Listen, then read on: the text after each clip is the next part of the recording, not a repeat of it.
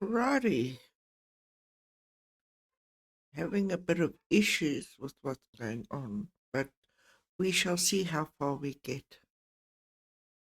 Um, in the 1980s, I heard about the ANC's so-called training camps.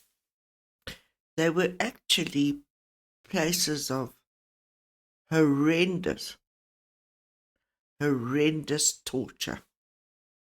Um, young ladies and young girls were actually taken away and they were taken to these so-called training camps and they were raped and everything.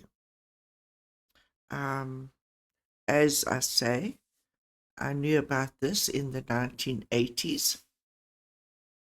Mm. And the,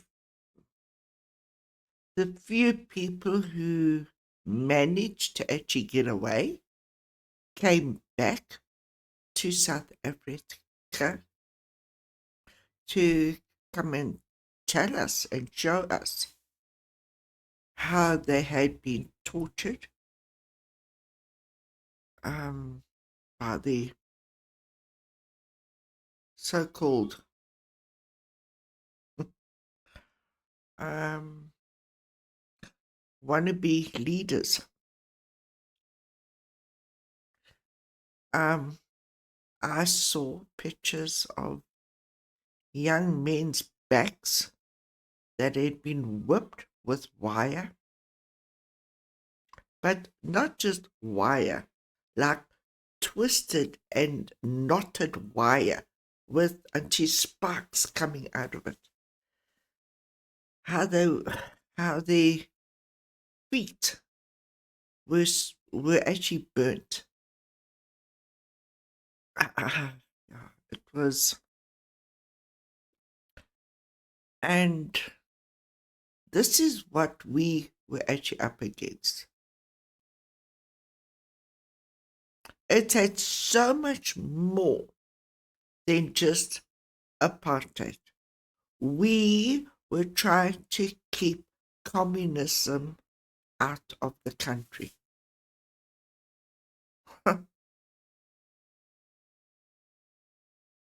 and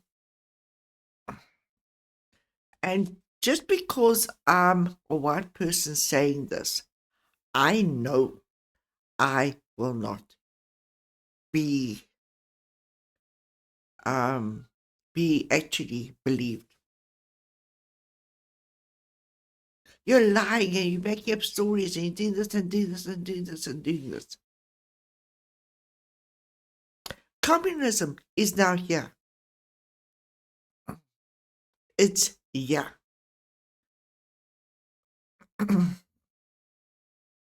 And it's like I'm trying to do my little bit, which is minuscule, to warn people the house is on fire. But no, you happen to be white and you don't know what on earth we actually went through years ago. Do you think for one moment, just because I, okay, happen to be white, everything was rosy and smooth sailing?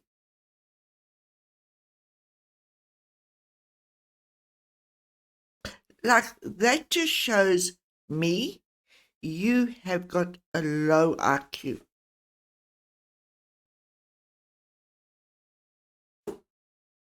But anyway, back to the video I'm going to react to. I'm so glad that these Zama what these Zama Zambit actually exposes this. Because there may be a few more people might actually believe it. Ja.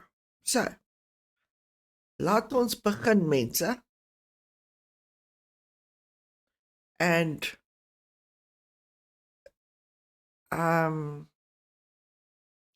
this has been hidden away, but there are certain people throughout South Africa that know about this. And with this kind of thing, you've always got to have receipts. Otherwise, you won't be actually believed. So, let us start. 30 years since we took our first steps to freedom. Since then, as South Africans, we've restored our people's dignity together. We've made progress in meeting the basic needs of our people. Millions more people now have access to housing, water, sanitation, energy, communication, education, and an improving social security. Just take note, there's not one white person here. Okay? Are the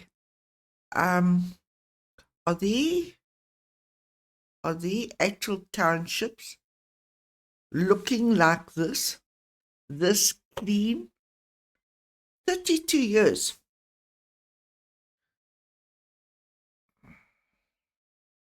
System. We are putting South Africa to work by investing in our people to ensure that you can't put people to work when there are no jobs. Oh, there's a white lady. No one is left behind. We are renewing our state institutions and turning the tide on corruption together.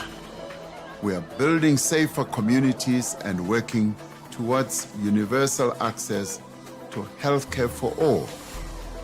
But yet, South Africa is known worldwide as the crime capital of, the world.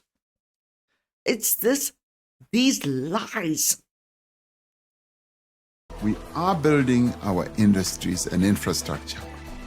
We are promoting equity and transformation for an inclusive economy. We have achieved our biggest victories together. Which is what? We're building a better Africa and a better world.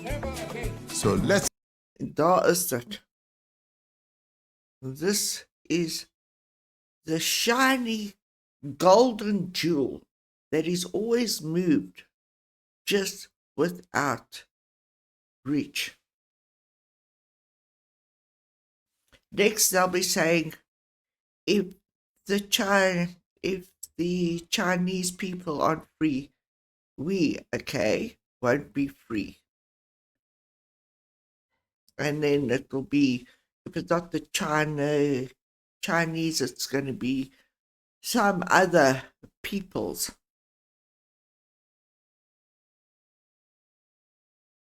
God, I'm so tired of that as well. Palestinians. Let's do more. Together. Vote ANC. The ANC presents itself as the sole inheritor of black suffering in South Africa. They always call themselves the party that fought for the people. They always call themselves the movement that sacrificed everything, right? The organization that in its own telling can do no wrong, ever. But I thought that it was the Ugandans and Nigerians and so-called, well, not so-called, but terrorist groups that helped free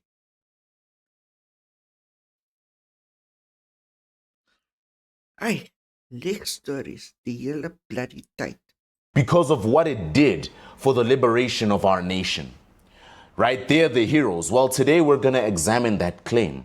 Yeah. Because I'm going to talk to you about the black concentration camps of the Anglo-Boer War. Yes, the ones that sit in deliberate silence in the official narrative, because acknowledging those stories requires acknowledging who stood where and who was helping who during Britain's Scorched Earth campaign when they were at the peak of their powers. So I'm also going to talk about Camp Quatro.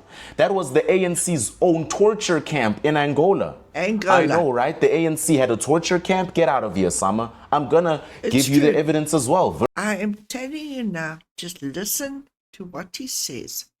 Educate yourselves and listen to what this young man says. I have seen documentation, file upon file, photograph upon photograph of what black South Africans had to go through.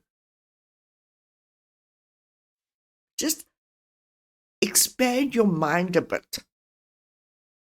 Verbally too. They had torture camps. They had it all. They had the place that Amnesty International investigated. Yeah. Yes, the ANC was investigated. The place that the ANC's own internal commissions confirmed was real. The ANC was torturing people. The place that a man named Mwezi Twala wrote a book about that nobody's ever read. The book In Today's Images. The place that was, by documented testimony, worse than any apartheid prison. Not my words, the voices of the victims are saying this. We're also going to talk about the great Winnie Mandela, right? They call her the mother of the nation. And a 14-year-old boy named Stompie Seipei, whose throat was cut with garden shears. Let's get into it. And this, and this is what I'll never understand. How people can idolize evil, can love and fawn over people that are evil. I remember that young child. He was 14 years old. And Winnie Mandela suspected him of being a spy for the South African police. Suspected. There was no actual proof. There was nothing. And she had him killed with her soccer team that happened to be thugs.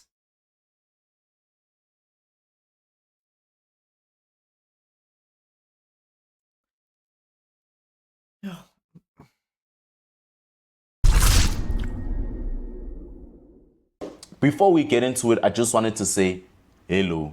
And I also wanted to say I don't get any sponsors. You know why? So if you genuinely appreciate what this channel is about and why we are here, why this movement is here, there is a link in the description below where you can add a donation that goes directly to me so the YouTube overlords won't take over. You can just buy me a coffee. Thanks for the donations. Those who already have donated, love you all. Let's get into it. So South Africa, I bet you weren't expecting this on a Monday, huh? Because today we are going somewhere most South African media will not go. We're going to go into the parts of the liberation story that the ANC does not fund, does not broadcast, does not teach in schools, the parts that exist in court records, in TRC transcripts, in Amnesty International reports, in books written by the people who were there and survived to tell about it. I'm not talking about bitter exes who just write stories. These people were there.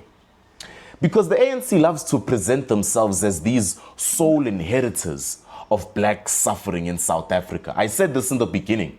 Anytime you want to talk about the people that fought against apartheid, if you don't say the word, or if you don't say ANC, people will think you're being hypocritical. They'll think you're just being bitter because it's only the ANC that fought for liberation, right? They're the only ones who deserve that hero's name, right? Well, today let's examine that claim.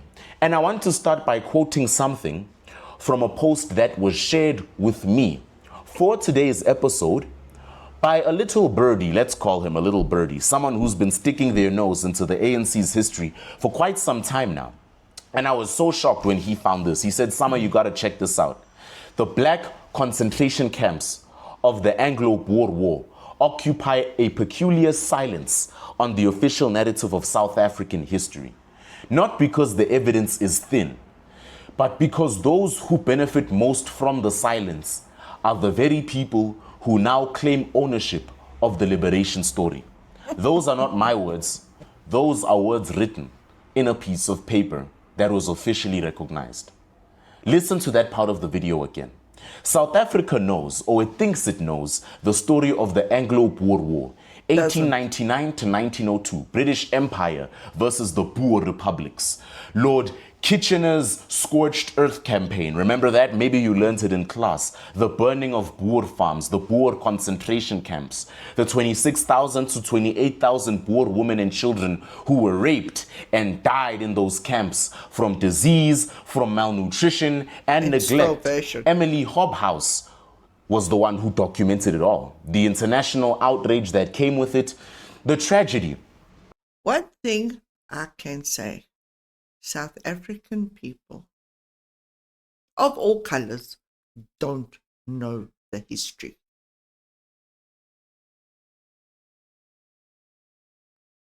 Which is the saddest part. That became central to Afrikaner historical identity. By the way, Afrikaner means I am an African. The story is taught, the story is documented, that story is in the curriculum of the schools. Here is the story that is not, and I found this out when I left school, by the way. When Lord Kitchener ordered the systematic burning of the Boer farms across the Highveld, the black South Africans, the black Africans who lived and worked on those farms did not disappear. Thousands, tens of thousands, were swept into a separate camp system, distinct from the Boer camps, run separately, largely unacknowledged in the history that was later written that you were taught in the classroom. These are the black concentration camps of the Anglo-Boer War. I hope you're still with me. So the people who were placed in these camps were not random strangers to the conflict. Many were part of integrated rural communities economically tied to the Boer landowners, sometimes for generations. There were farm workers, their families, their communities, and so forth. Others became nothing but strategic targets precisely because Lord Kitchener's commanders understood they could serve as a resupply network for Boer commandos still in the field. Remove them, the logic went, and the commandos lose their supply chain. Okay? I hope you're still with me. Historians estimate that approximately 115,000 black South Africans were placed in these separate camps.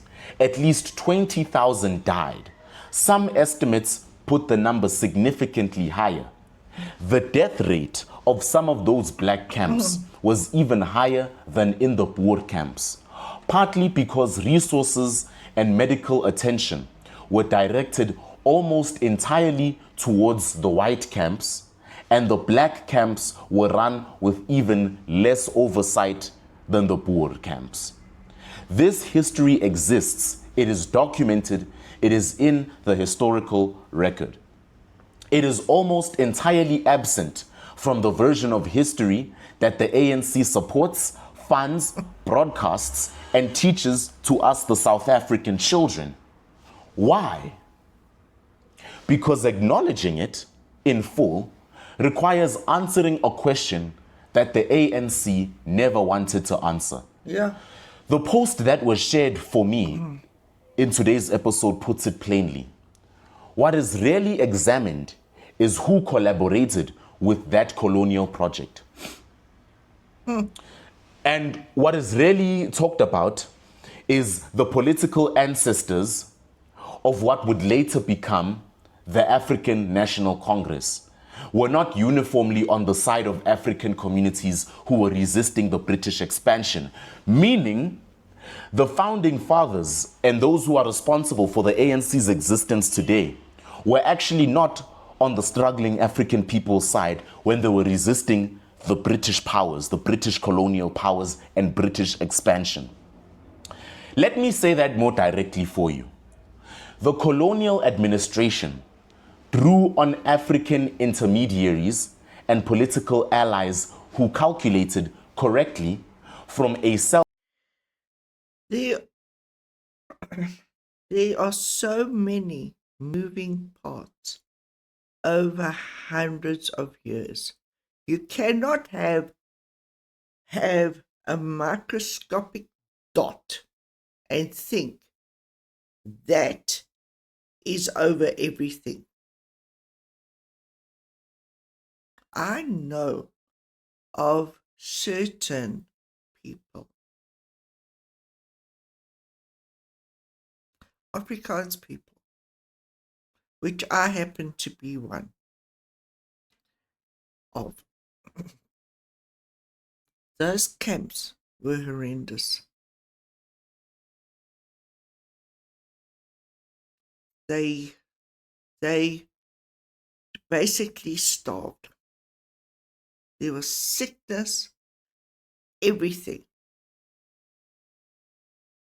And then afterwards, we still helped the black people. Self-interest perspective that British dominance offered more than Boer republicanism. African political formations that would later develop into the ANC's political lineage were, in some cases, on the side of the British during the Anglo-Boer War. So we had ANC people supporting the British at such a time. And those same formations in the version of history that is taught and funded and broadcasted today present themselves today as the unambiguous inheritors of all black suffering. We saved you, right, under colonialism. The irony, as the post that was sent to me correctly identifies, is considerable.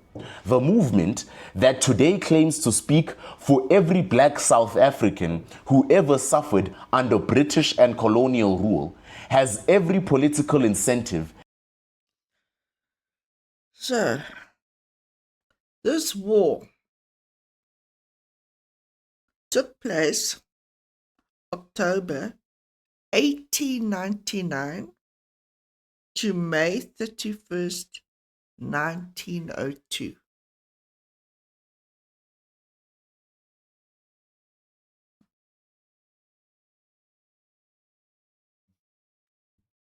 But we'll still cry and say, oh,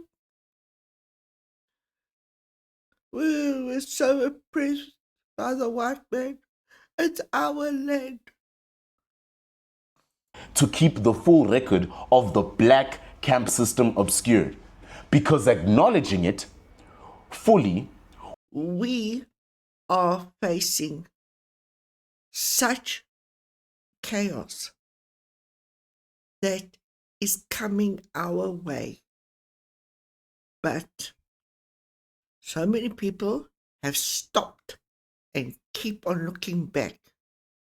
Look forward. Would require a more honest conversation about who stood where during Britain's scorched earth campaign through the interior. So the ANC is also responsible for the deaths of many black people. And some of those political bloodlines, as the Post notes, run uncomfortably close to home. This is not a fringe claim. This is not right-wing revisionism. This is what serious historians who have actually read the primary sources have documented for decades.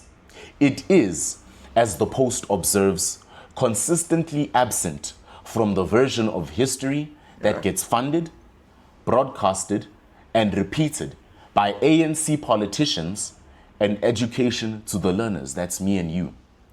Now, I'm not saying the ANC's ancestors were the primary architects of British colonial violence. Now, that would be absurd. Even I know that. The British Empire built its own league of brutality perfectly well without assistance. I know that. What I am saying, what Summer Sambit is saying, is that the complete story, the one that includes black victims of the British concentration camps, the one that includes the complex web of collaboration and resistance during the Anglo-Boer War, the one that does not reduce South African history to a simple binary of ANC good, everybody else bad, that story is being deliberately suppressed in official historical memory. And you've got to ask yourself why. I'll tell you why. The reason it's being suppressed is political. Think about it. Because a party that has governed for 32 years, that has failed its people time and time again Miserably. on unemployment, on service delivery, on corruption, on education, that party needs the liberation story to be simple, to be clean, and uncomplicated. It needs to be the hero, the sole hero, the unambiguous inheritor of all black sacrifice, am I right? The black concentration camps of the Anglo-Boer War complicate the whole story. They complicate that fake story. The political lineages that collaborated with the British complicate that story. And so then the story is not told. Simple as that. But South Africa deserves its full story. Not the funded version of the ANC, not the broadcasted version, not the version that ends with 1994 and Mandela raising his fist in the air and then one political party takes all the credit. No. We want the full version, including the camps that are never mentioned, including the 20,000 black Africans who died in them. We want to talk about black people suffering during colonialism. What about this one? Including the question of who stood with the British while they were dying. Because those people... And this is time for us to get real. Honestly, it's time for us to get real. I am so tired of hearing about the poor little black man. Honestly, all through history, people have suffered on varying degrees.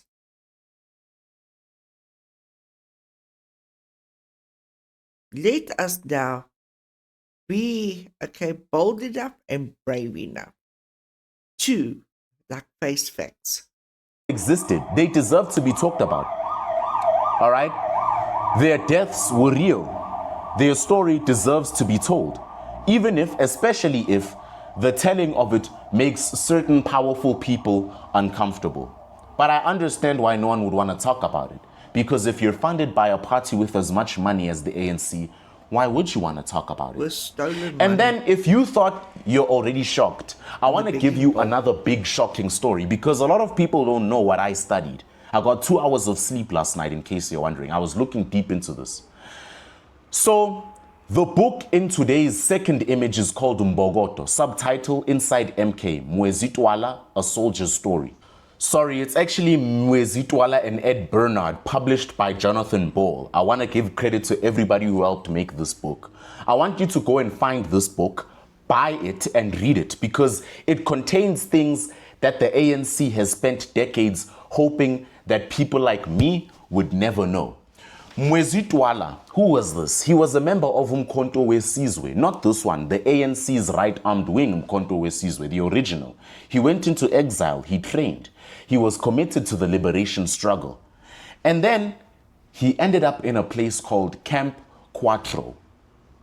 Now I'm sure you're wondering, what's that? Well, what he experienced in Camp Quatro, what he documented in this book, what Amnesty International confirmed in a 1992 report, what the ANC's own 3 internal commissions were forced to acknowledge, is truly one of the darkest chapters in the history of any liberation movement on the African continent. Let me tell you what Camp Quatro... Let me just also add in here. Just take a deep breath and relax.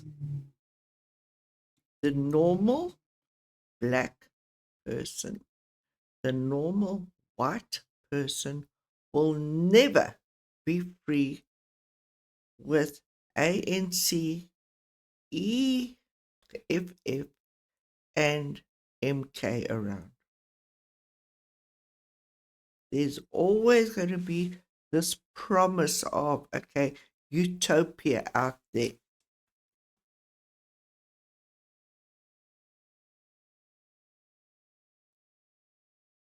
These people happen to be communists. Was all about. The Morris C. Bello Rehabilitation Center, Camp 32. It was located approximately 230 kilometers east of Luanda in Angola. Opened in 1979, run by the ANC's security department, the Mbogoto, the name of the book, apparently. The word means the boulder that crushes in Zulu, in case you didn't know.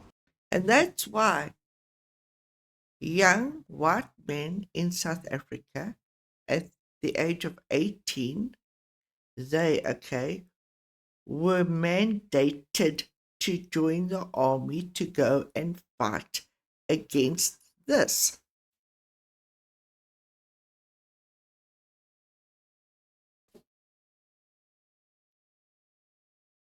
I had, or still have, family members that, went there to go and fight against this blight, this plague.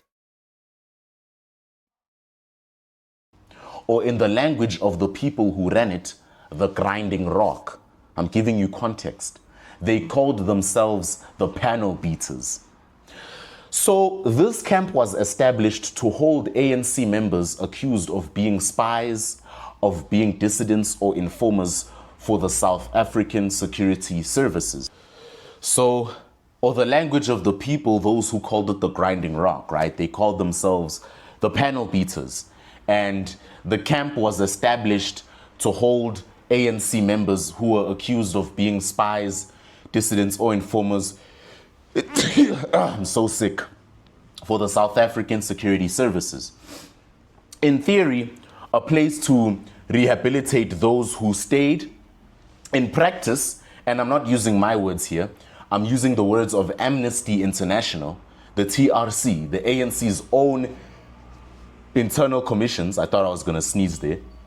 And the testimony of survivors who were there. In practice, it was an actual torture camp. That's their words, not mine. The first commander of Quattro was 19 years old. 19 years old. He was nothing but a graduate. So we've got 19-year-old kids now in death camps. That's what we got over here, right? This liberation movement of the African continent wants us to believe that all they did was fight for liberation, not knowing that they were involved in a death camp, which was commanded by a 19-year-old. Apparently, this place was just to rehabilitate people who were suspected of being spies. In practice, it was an actual torture camp. Yeah.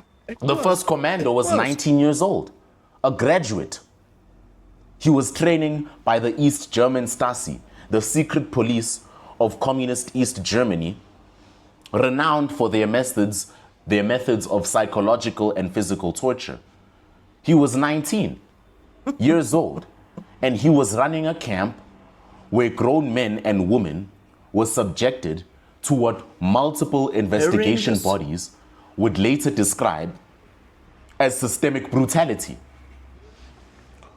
What happened at Quattro? Well, let me give you the undocumented testimony. Not my interpretation, the actual record. Remember, I don't do opinions, I do facts. Prisoners were beaten. I am thrilled that we have a young black man talking about this.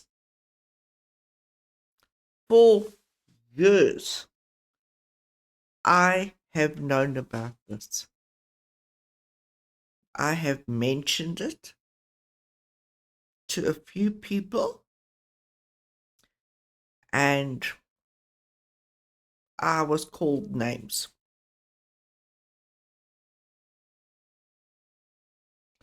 Yeah.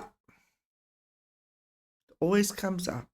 With sticks, beaten with barbed wire, beaten with bicycle chains and iron bars, tortured with electrodes attached to their bodies, being electrocuted, forced to pull heavy water tankers, forced to crawl through plants whose leaves caused burning and itching on the skin, subjected to a practice called gas mask, where the skin of a pawpaw was rubbed into the face of a prisoner.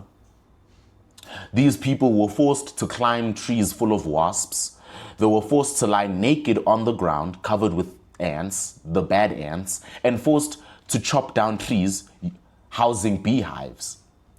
One survivor testified, and this detail I need you to hear, that he was forced at gunpoint to propose love to a tree and then make love to it. A grown man, a liberation fighter who went into exile to fight for freedom, was humiliated like that. Yeah, well, he wanted freedom. And but he... the fact that everyone watching this video right now is as shocked as I am when I tell you the story. Bear in mind, I was shocked as you are right now when I was reading this. And I'm still shocked as I tell you the story. I think for me personally, all this is nothing new to me. But those photographs, those scars on those people's backs, where obviously when you're being hit on your back and where the actual wire hooks get in and they rip away your skin, and there's no medication, there's no bandages, there's nothing. And these hanging pieces of skin, the best you can do is just pick it up and try and push it down. I saw this one man's picture of until this like man's back. His whole back was just mounds of skin.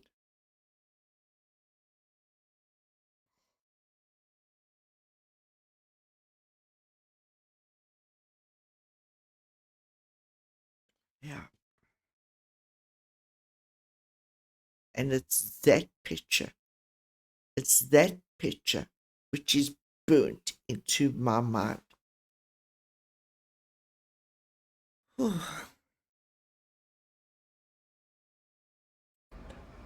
Because it's absolutely insane. He was humiliated. These people were being beaten with barbed wire. Actual barbed wire. And a dude was forced to make love to a tree at gunpoint. Lying naked on a ground with ants all over you, and we all know it's not the kind ants either. It's the dangerous ones. And that's not my story. This is a survivor's story. This is far before I was born. Remember, I'm part of the born-free generation. I was born in the 2000s when everything was nice. And at the camp's hospital, apparently the torture didn't stop. A prisoner who went to the hospital testified that when he was asked whether he drank tea or coffee and replied coffee, he was beaten with what the guards called a coffee stick. Food was withheld. Some prisoners died from malnutrition. Their assigned pseudonyms upon arrival were invariably insulting or degrading. The TRC found officially on the record that, I quote, torture and executions occurred in ANC camps in exile. Not alleged, they were found. The ANC's own transport minister, Mac Maharaj, testified to an inquiry that there were people who were executed without as much as a hearing, let alone a legal one. Minister of Transport, Mac Maharaj, saying that in his own organization, that people were executed without being heard, without them having something to say. And who was at the top of the security structure during this period? Well, you'd be really shocked. Jacob Gedleyihlekisa Zuma. He was the deputy head of counterintelligence in Umkhonto weSizwe from 1987 while Quattro was operational. Joe Nhlanhla. And what gets me, you can actually tell this, but that blind loyalty,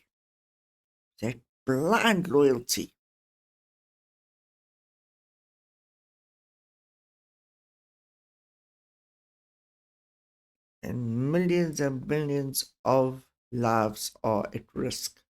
Was director of the Mbokodo from 1987, and Joe Modise, later to become South Africa's first post-apartheid Minister of Defense, was implicated in the earlier period, including in a death sentence once issued to Chris Hani himself for mutiny that Oliver Tambo had to personally intervene to stop. Chris Hani, the beloved struggle hero, was sentenced to death by his own organization's military command and was only saved because Oliver Tambo, O.R. Tambo, personally intervened. The mutiny that triggered the worst period of Quattro's abuses was 1984 mutiny, when MK cadres in Angola refused to go on a mission and demanded to present grievances to the ANC leadership. Their grievances were about the abuses of the Mbokodo Security Department. Their demand was for an international conference, a national conference, if I'm not mistaken. Not international, national, sorry. Their response from the leadership was to send those mutineers to Quattro, those responsible for the mutiny, where they were tortured for demanding democracy in an army tyrannized by security services. And this is what people are idolizing evil. You are idolizing evil. You don't know what you are voting for. You don't know where the person is from, what they have done. Honestly, I have noticed Cyril is so concerned about image, optics.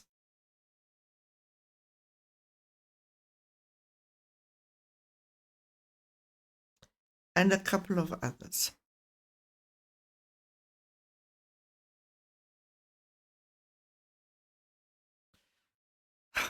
Thank you, Zama. Demanded democracy, and then they were tortured for it. Yeah. And those security services, trained by the Soviet KGB and the East German Stasi, became the model for leadership in the old South Africa. I'm not sure when it started. It must have started in the 1970s. I could be wrong. But I do know in the 1980s, there were certain founders of the MTU, ANC, and MK running overseas to Russia to go and get trained. In what? Torture, murder, communism. This is why Cyril's mindset is that. He doesn't care at the end of the day when he stands on this mountain of bones. I'm not talking about black and white bones, all right, for God's sake. I'm talking about the mountain of bones. He shall still be so concerned about, I'm telling you, optics. In the ANC exile structure, a model of secrecy, surveillance, paranoia, and violence against internal dissent. The same culture, the same habits, the same instinct to silence those who ask uncomfortable questions by destroying them rather than engaging them. Sound familiar? Of course it does. Mwezi Twala wrote this book. I'm sure you know who he is. He even named the place. He described what happened. This is not Summer Sambit talking gibberish. Amnesty International investigated this and confirmed it. Look it up. The ANC's own commissions confirmed this. The TRC confirmed it.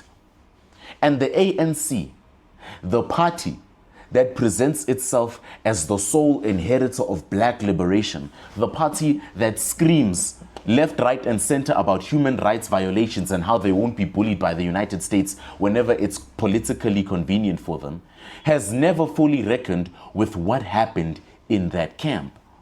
They have never held the architects of that camp fully accountable. They have never included Quattro in the national conversation about the costs of the liberation struggle.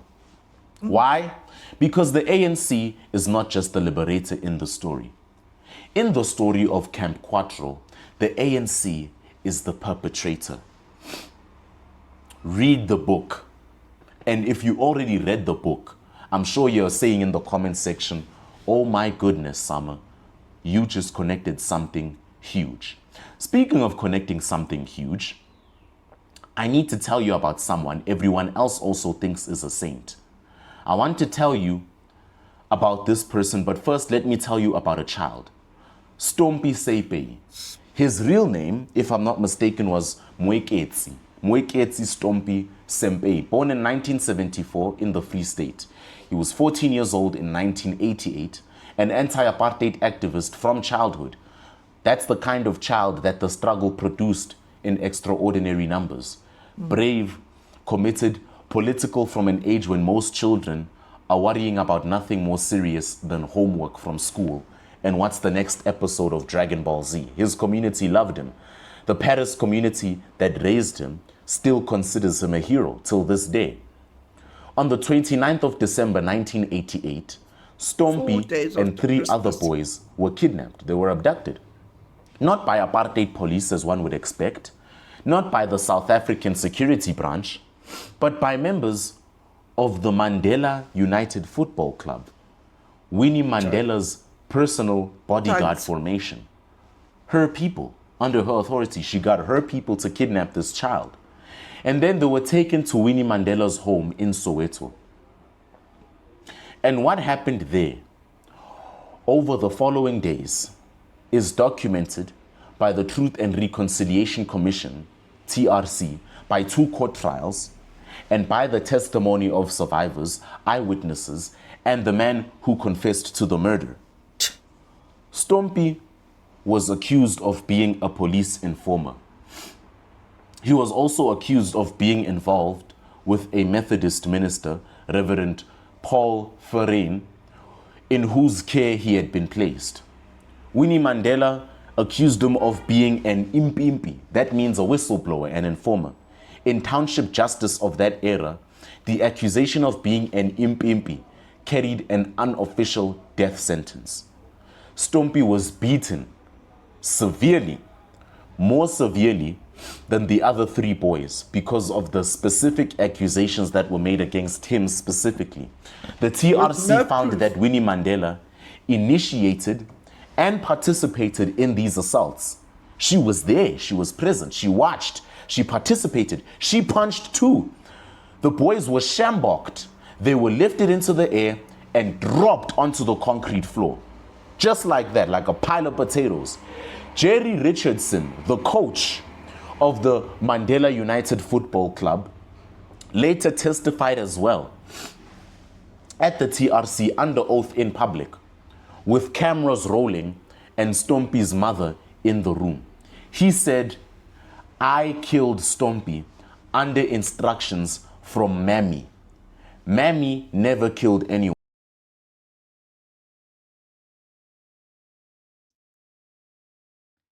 And yet, the people will still idolize her.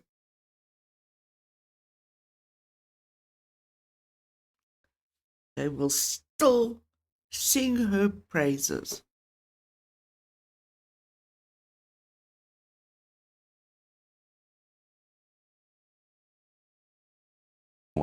She used us to kill a lot of people. She didn't even visit us in prison. She used us, not my words, his words. I killed Stompie under the instructions of Mammy. He described what happened. He and another club member, referred to as Slash and Sledge, took Stompie to a rocky patch of ground near a railway line in Noordgezicht, Soweto, and Stompie was so severely beaten by this point that Richardson had to help him walk there. He made Stompie lie on his back. He took a pair of garden shears, those ones, yes, you know them, separated them into a single blade, and then he put the shear through Stompie's neck. The shear punctured through the back of the neck, just like that. Sledge also had his own pair of garden shears. He cut Stompie's neck. He really wanted to make sure he cut Stompie's throat.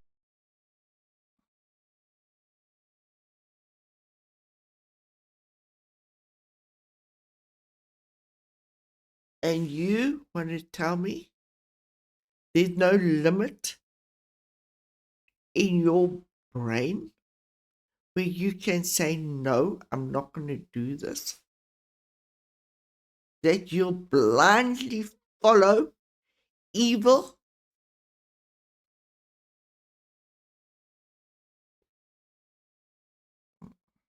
I can still recall this.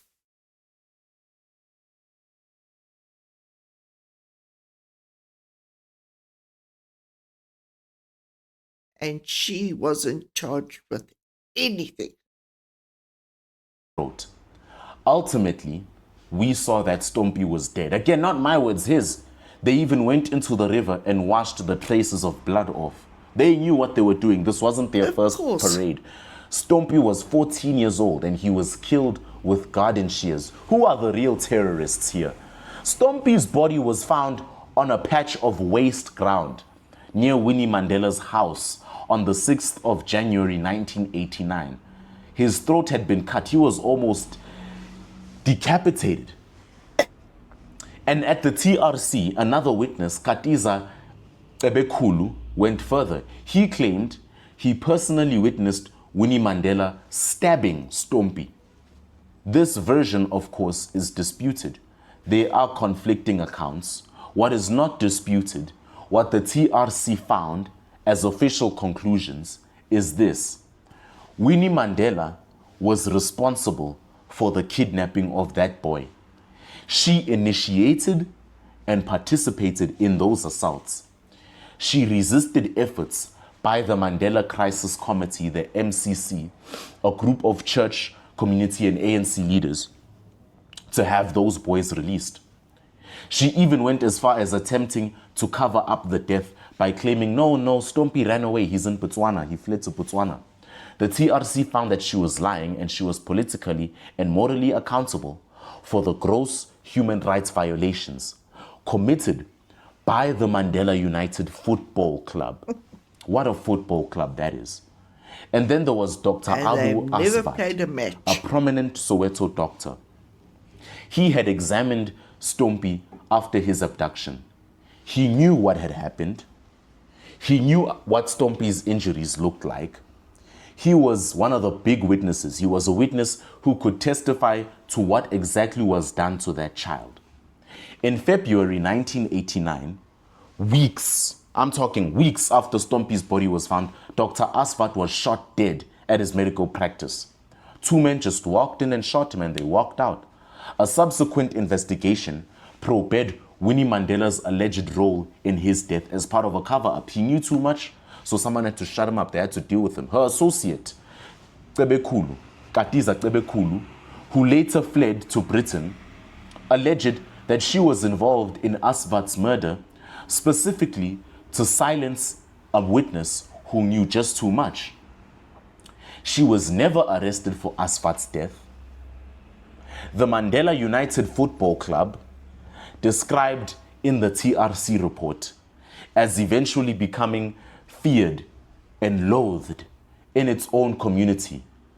They were implicated in multiple murders, multiple assaults, and a sustained campaign of violence against anyone Winnie Mandela identified as an enemy, a collaborator, an impimpi, or a personal rival. They were feared. This was a gang. A gang. Richardson told the TRC that after Stompie, he attempted to kill another suspected informer, Leratodi Ikaneng. He described becoming impatient with the others involved. He took garden shears and he stabbed Ikaneng through the neck. He heard him gasping. Blood was coming from his mouth. Ikaneng was then thrown into a shallow grave. Ikaneng somehow survived all this, and he was there at the TRC to give his own testimony. And then Richardson described slitting the throat of a young woman accused of being an informer after Winnie Mandela allegedly became a rival for her boyfriend's affections. Oh my God. And A of love Winnie Mandela triangle. wanting to be shown where he had hidden the body near a school. These are not allegations from political enemies, by the way. These are TRC findings. This is Richardson's own testimony. This is the official record of the Truth and Reconciliation Commission of South Africa. What happened to Winnie Mandela? Well, she was convicted in 1991 of kidnapping and being an accessory to assault. She was sentenced to 6 years in prison. On appeal, the sentence was then reduced to a fine, surprise, surprise, and a 2-year suspended sentence. I wonder why. So she never went to prison, not a single day. She continued to serve in parliament. She continued to be celebrated as the mother of the nation. She continued to be eulogized at funerals and rallies and international conferences as this symbol of liberation, sacrifice, and strength. She passed away in 2018. Her state funeral was attended by dignitaries from across the continent and across the world. The ANC mourned her as one of its greatest. Stompie Seipei's mother lived in a shanty home in Tumahole, Paris, Free State, asking only for compensation for the loss of her son. She said, even if she did not physically touch my son, Stompie was killed in her house. That's what Stompie's mother said, and she's right. Yeah, You want to know what she received? Nothing. Of course. The mother of the nation, Winnie Mandela, this great hero, was not arrested for the murder. The mother of the murdered child received nothing, and then Winnie Mandela gets this great funeral. And this is the ANC's liberation story. The version they fund, the version they broadcast, the version they teach to me and you, that they are the heroes here. The full version, the one with Camp Quattro, the black concentration camps, the garden shears in Noorderzig, the Winnie Mandela rabbit hole, that version is conveniently absent until now. Thank you, Zama. Thank you.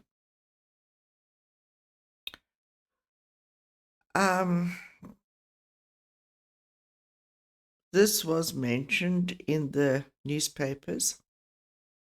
Not much though, but it was mentioned. And I'm so tired of these people in power that nothing ever gets absolutely solved.